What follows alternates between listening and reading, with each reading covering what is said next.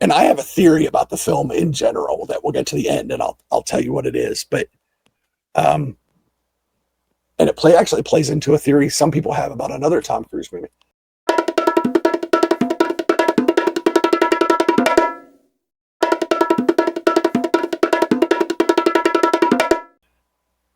Ryan, it has been a while. Yes. That's my fault. That is absolutely 100% my fault, everyone, because I had to take a week off for work to travel across the country to the great state of Georgia for what I deemed at the time a rather stupid work trip, but it was fine. I detoured on the way back to Dallas for the Texas Frightmare weekend, which was fun. I picked up quite a few autographs on some various horror paraphernalia that I had lying around, which is nice. And then as soon as I got back, I had my knee replaced. So I've been spent a few days on oxycodone, and it's been a few days off of oxycodone, but still dealing with that recovery. But there are a few movies that have come out and are about to come out that we really needed to talk about. The first one, of course, is the one that opened most far back that you got to see, that I ironically got to see while I was detouring through Texas on my first visit to the Alamo Drafthouse. Mission Impossible: The Final Reckoning. Yeah. You posted your review. I didn't read it. I still haven't read it because I didn't want to. That's what I thought. But the 8th movie in the franchise. It feels like the 8th movie in the franchise. Yeah, for the first time in a while. Yeah, for the first time in a while. It is long too. Yeah. 249. It is not a walk in the park. My overview is, man, the story generally is enjoyable. Yeah. I think this is terribly just overstuffed. Terribly overstuffed. It is approaching Rise of Skywalker levels of fan service and callback. Although it tries to be more logical about it than Rise of Skywalker was. Sure. I don't know how you felt about that aspect of it. I think it felt like, and this is proven there, or this is apparently not the case, but it felt like they were trying to wrap everything up, and they were trying to give everyone kind of the send off sort of thing, as if this was the final time we were going to see, this group or whatnot. Yeah. And in some cases, yes, that's true. But generally speaking, in the end, it kind of reneged on the idea that this was the end. Yes. So, I thought, I agree with you. I think it's overstuffed, and I think part of the problem is, and again, it's that sense of we may never do this again, and so we're going to squeeze in as much as we can, and then again, that turns out to probably not be the case. So,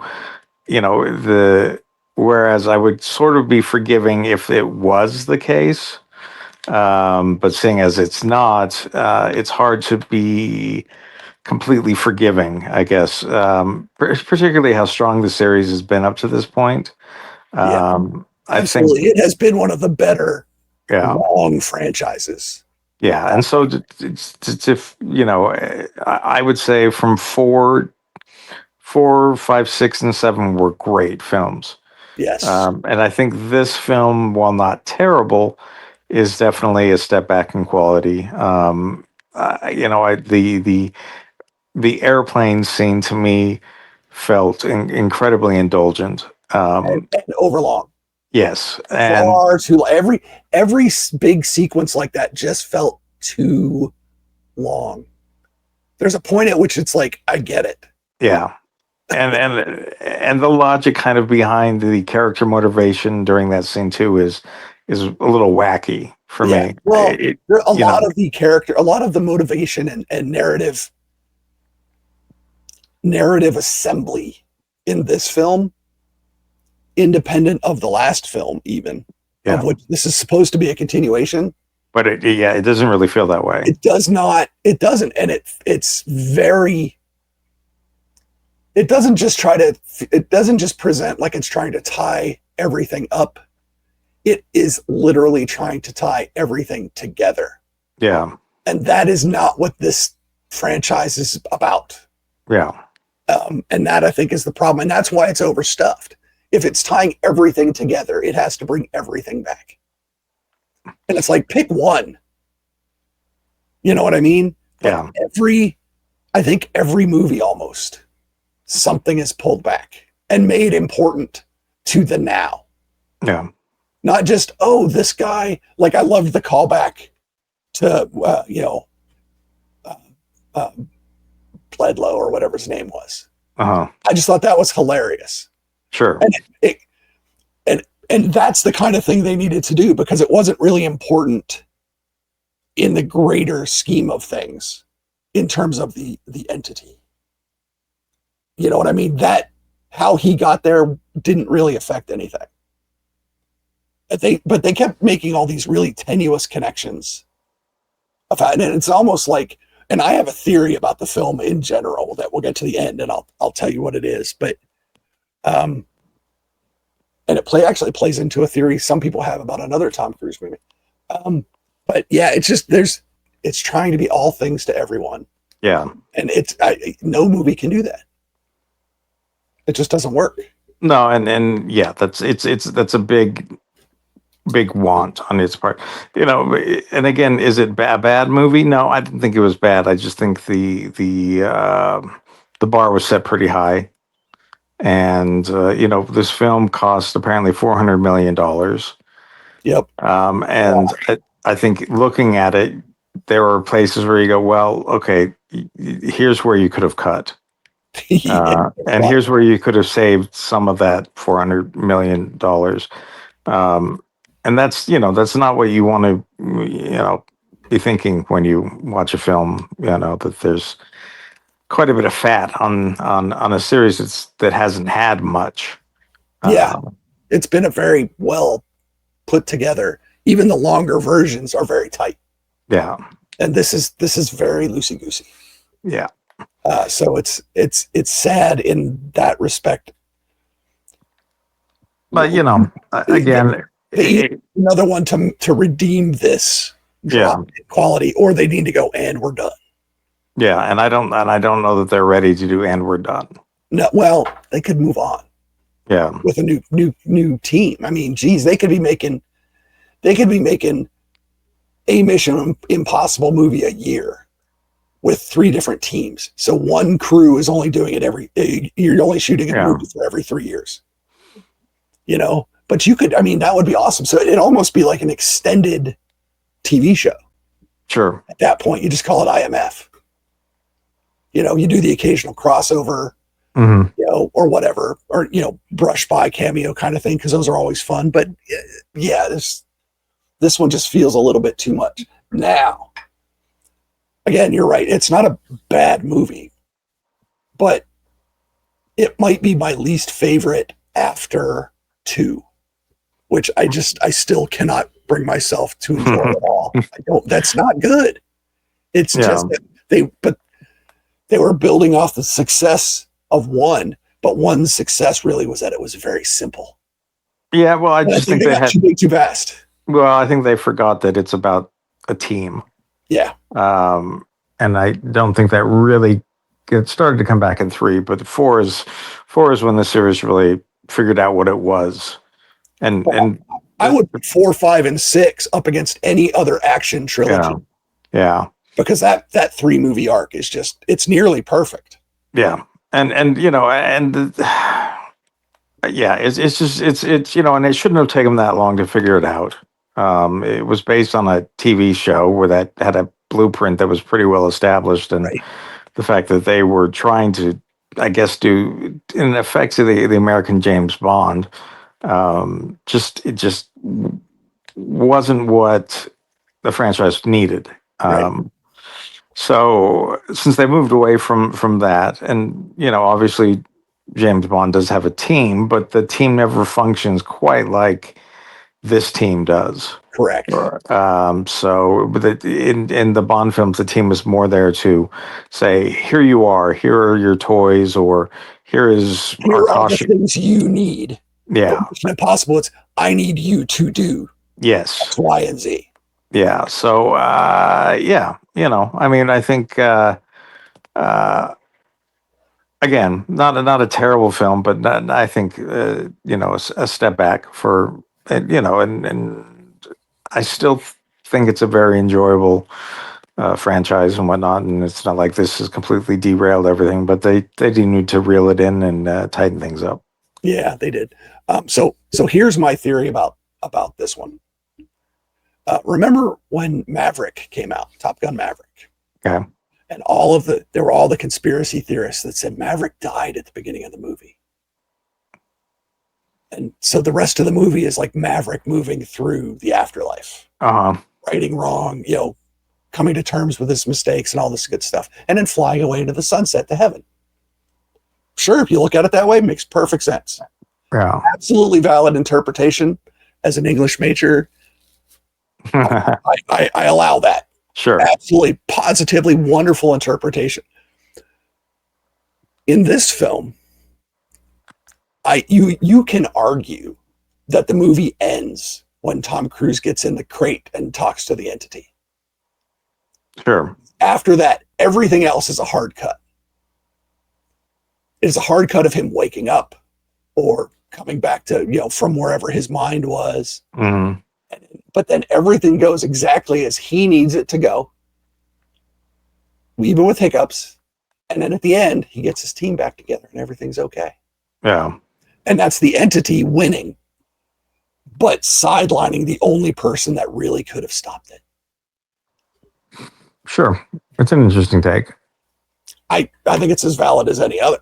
I don't know if that's what they wanted, but I don't know that you could really argue it, because I think because they made such a point of the entity's power and influence over, and they're over reality. They kept saying over reality, and it's like, yeah, it's only over reality by what it shows people in the real world. Sure. And assumes they're going to act on. But when it's Hunt in the box, it lays out everything, and then we see all that play out, except for the parts where he needs it to be different to win. Yeah. So I think it's a valid interpretation. I don't think I've seen it anywhere else. Yeah. Someone has come up with that, but I would argue that you could come back on 9 and Tom Cruise wakes up in an apocalyptic wasteland. Because humanity's been destroyed or is near destruction, and the entity has lost connection to the crate, and so he gets out. But then you're getting into some real sci-fi territory, like real sci-fi territory. Yeah. It's not the way they want that franchise to go. But probably not. But it in a way that does offer a remedy to some of the character motivations that seem a bit weird. Well, and they could even go simpler than that. It doesn't have to be a post-apocalyptic wasteland, because for all you comic book fans out there, speaking of the Fantastic Four, which is coming out soon, and Doctor Doom, there's an incredible graphic novel called Emperor Doom, where Doom manages to mind control the entire world and get what he wants, which is to rule everything. Yeah. But by the end, he figures out that that's not what he really wants. What he wants is that conflict and that struggle. And so he releases the world so that he can fight again. I'm just saying, it's pretty close. It's not a stretch. And ironically, oh no, they're not owned by the same company. Although if Disney has their way, they might be at some point. So, because Iger loves to buy stuff. But yes. There's ways to do it. Again, I think it's interesting. It also explains the end of the film, and it allows them to move forward. But I don't think that's what they were going for. It just struck me as, man, this feels like it's all just bullshit in his head. Yeah. So, and it might be, and it could be. So, but those are my thoughts on Mission Impossible: The Final Reckoning. Is it The Final Reckoning? We don't know. It is in theaters now. I didn't see it at Alamo Drafthouse. Like I said, I've never been. What a wonderful film going experience. Sure. Yeah. I enjoyed the hell out of that. And I had to talk to the manager afterward and say, I'm a critic from out of state. Really enjoyed it. Had never been here. Wonderful facility. Thank you for having me. So, but okay, so that's Mission Impossible. Also opening last week on Apple TV Plus. Yes. Our de facto favorite streaming service. A film directed by Guy Ritchie that when you watch and you don't know that it's directed by Guy Ritchie, you would not know it was directed by Guy Ritchie. Probably not. Yeah. So many of his directorial hallmarks are not there. The annoying voiceovers, the flashback, the flash forwards, none of that. This is a fairly straightforward family Sibley adventure movie. Yeah, it's closer to National Treasure than it is anything else that Guy Ritchie has done. Yes, so, and then that's one thing that I point out. This is not Indiana Jones territory. This is definitely National Treasure territory. Which, I mean, is there a huge difference between the two? Well, yeah, the tone is different, and this is less a solo adventure. There's a lot of a team aspect to this film as well. Yeah. It's probably closer to The Librarians, if you're familiar to that franchise on TNT. Sure. But so it's smart nerd adventure with questionable references sprinkled in. So, sure, it has the kind of the Dan Brown element as well going. There you go, the Dan Brown adventure movie. Not unenjoyable. No. I don't know that it's top shelf by any stretch of the imagination. No, it's not even top shelf Guy Ritchie. It's not Guy Ritchie. But I think it's a very amusing and enjoyable sort of, mostly family friendly sort of. Again, it's the National Treasure. If you enjoyed that, obviously we don't have Cage in this. It's so we don't get quite the Cage experience, but. I again always happy to have Natalie Portman in a film, and you get Krasinski, as her brother, Isa Gonzalez, who is apparently, now that I'm aware of her, in every fucking movie out there. I don't think I could swing a dead cat and not hit a movie with Isa Gonzalez, and I'm fine with that. Don't get me wrong, but I'm like, Jesus, this woman works hard. She is always working. Domhnall Gleeson is great as the Sean Bean-esque villain. Yes, the rich man who, obviously Fountain of Youth. This is about the Fountain of Youth and eternal being, extending life or eternal life or whatnot. Which is where the Dan Brown stuff kind of comes in. But. I just think it's kind of an enjoyable romp. I think I saw some reviews that looked like they were pretty hard on the film, and I don't think the film deserves that. No, it would if it was trying to be some sort of quasi-serious. Yeah, and it's not. It's just trying to be a fun. I mean, if you stop to think, Raiders of the Lost Ark is a pretty serious. Hard science-y action movie. Sure. Hard science with the Ark of the Covenant, of course. I mean, but you know what I mean? It's playing everything pretty straight. Yeah. This one is like, no, man. It's like, dude, we're taking some stuff, we're mixing it up, and we're just trying to give you a fun couple of hours. And to assume that they were trying to do anything more than that is disingenuous on the part of a critic. Yeah. So you can say it's not a it's no Raiders of the Lost Ark. It's not even National Treasure 1. But it is just some good, solid entertainment. You have a precocious kid in here too. Sure, yeah. So, which is always fun. Some of the logic is terribly not connective. But that is also okay. There's Yeah, nothing wrong with that. I don't think this film asks for that sort of evaluation. No, it is not asking for that evaluation, that intellectual commitment. It is not. I mean, but these are probably the same people that call Terrifier 2 and 3, high horror or something like that. It's like you might want to just, skew your window a little bit, man. Not that I didn't enjoy Terrifier 2, but man, it is not elevated horror. No, It's not. It's fun horror. It's gross horror. Yeah, it's maybe torture porn, and in a lot of places it is. Yeah, it is not elevated. Yeah. So maybe slow your roll there, Chief. So, but no, it's on Apple TV Plus again. Yeah. They curate very well. Very few straight up misses. Yeah. Which I love. So I've actually season 5 of Slow Horses is coming. Yep. Slow Horses. I need to go back and catch up on season 4 of Slow Horses. Yeah. With Gary Oldman. That's a great show. I know we've touched on it before. Mm-hmm. That is a wonderful British spy series. Absolutely. Oldman at his best. It's like they just come out to work however you want.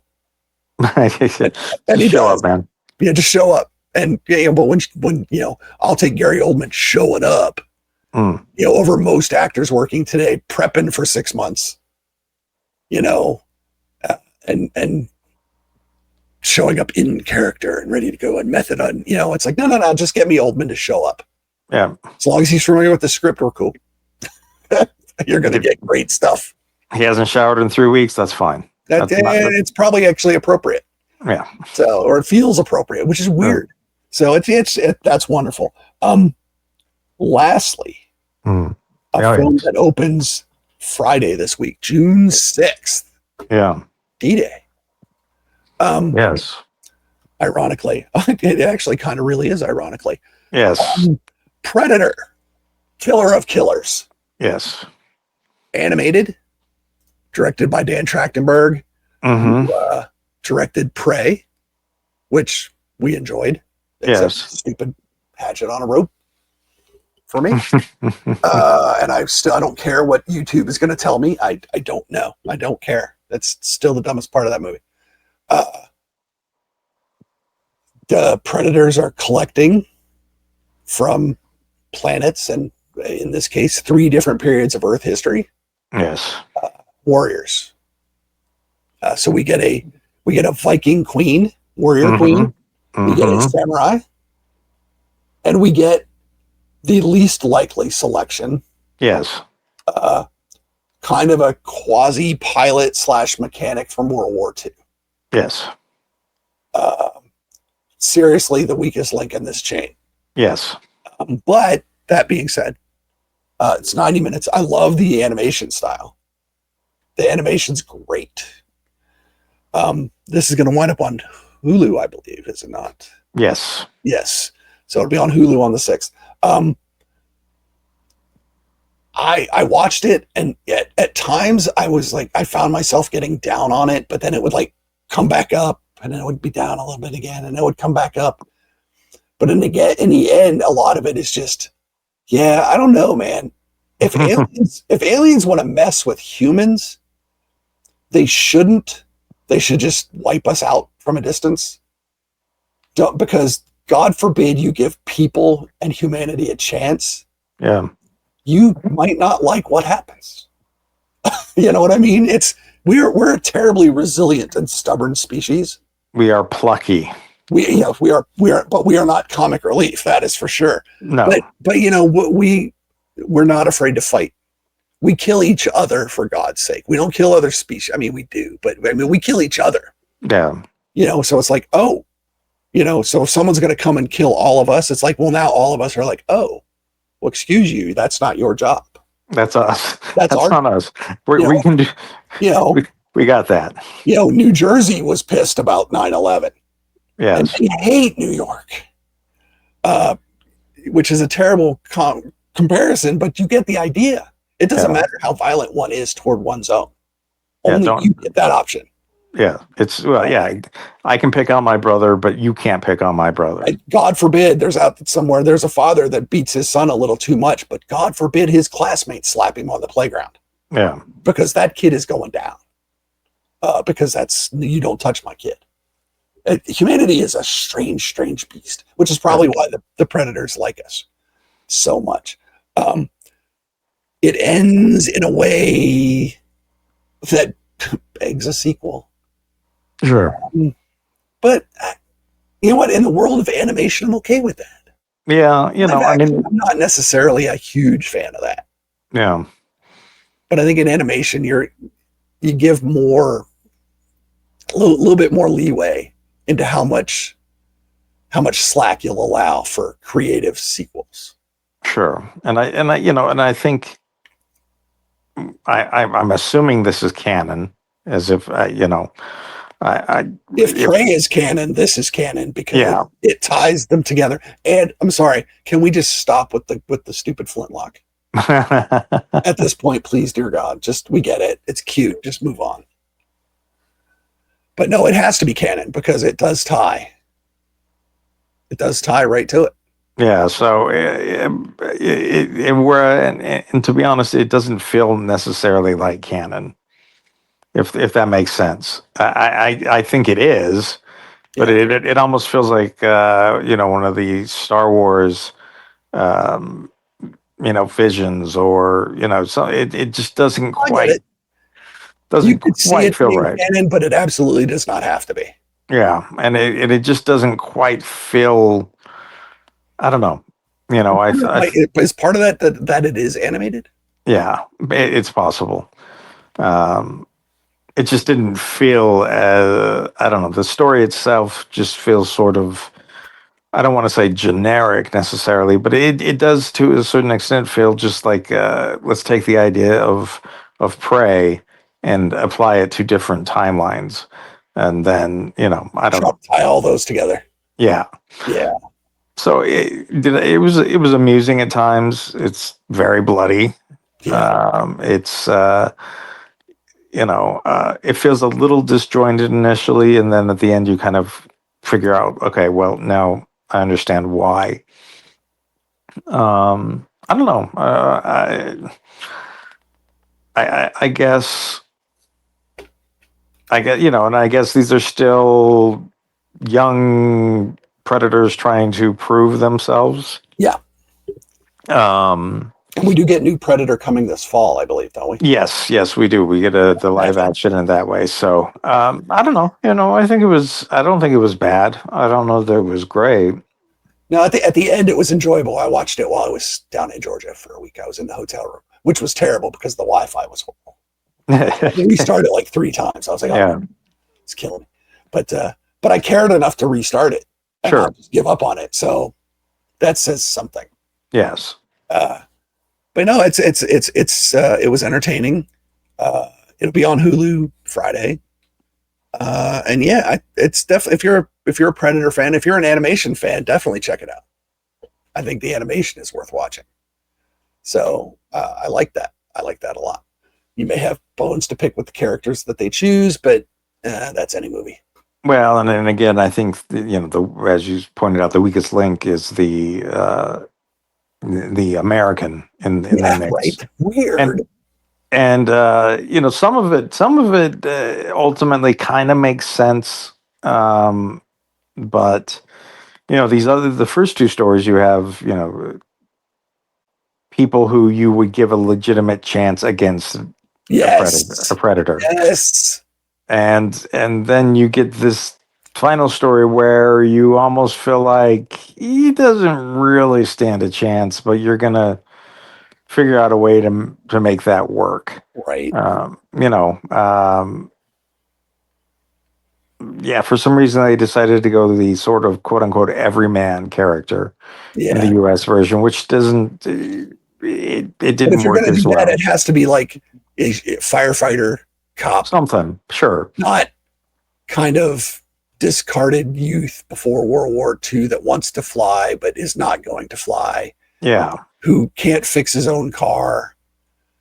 You know what I mean? It's just Yeah. there's not if there had been more development, I think that's where that falls down. That's just not developed enough. Yeah, To you know, and the other two stories, it felt legitimate. You yeah, know, it felt like, okay, well, yes, you know, Samurai probably does have a decent chance. And you know, a crazy Viking, yeah, they might have a chance as well. Um, Particularly when you kind of feed into the mythology and, you know, dying as a warrior and revenge. And I mean, there's a lot of things that work really well, I think, of the first two segments that just aren't quite there in the third. yeah, that's the sad part. All right, so that is Predator: Killer of Killers, June 6th on Hulu. We talked about The Fountain of Youth on Apple TV, which is streaming Yeah. now, and Mission Impossible 8, The Final Reckoning, which is still in theaters, still making money. And we will talk about that as well. There's a couple movies in theaters that I have not caught up on yet because I can't get to theaters yet. That I will hopefully get to in the next few weeks that we will talk about. But until we do, don't forget to like us, follow us on social media. You know how all that crap works. Go to the website, vsmoviepodcast.com. Find links to all the written stuff, all this audio stuff. Go over to YouTube if you want to watch for some reason. A lot of stuff ends up over there, but not all of it. So, till we talk again, be good, stay safe, go see a good movie. I am Mark. That is Ryan. Bye, Ryan. See you, friends. And we will talk to you all later. Bye-bye.